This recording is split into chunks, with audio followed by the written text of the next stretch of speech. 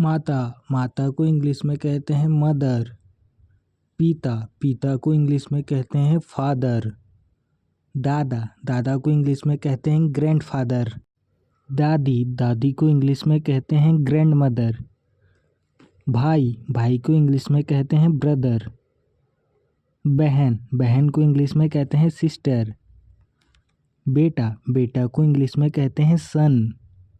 बेटी, बेटी को इंग्लिश में कहते हैं डॉटर। चाचा और फूफा को इंग्लिश में कहते हैं अंकल। चाची और बुआ को इंग्लिश में कहते हैं आंटी। पोता को इंग्लिश में कहते हैं ग्रैंडसन। पोती को इंग्लिश में कहते हैं ग्रैंड डॉटर। चचेरा भाई बहन को इंग्लिश में कहते हैं कज़न। भतीजा भांजा को नेफ्यू कहते हैं। भतीजी भांजी को नीस कहते हैं।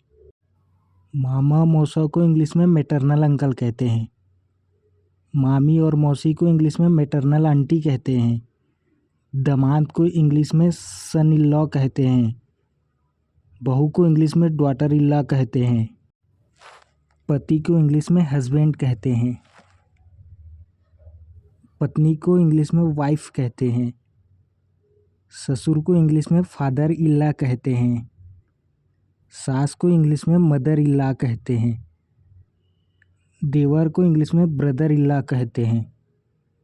ननंद को इंग्लिश में सिस्टर इन लॉ कहते हैं। भाभी को इंग्लिश में ब्रदर्स वाइफ कहते हैं।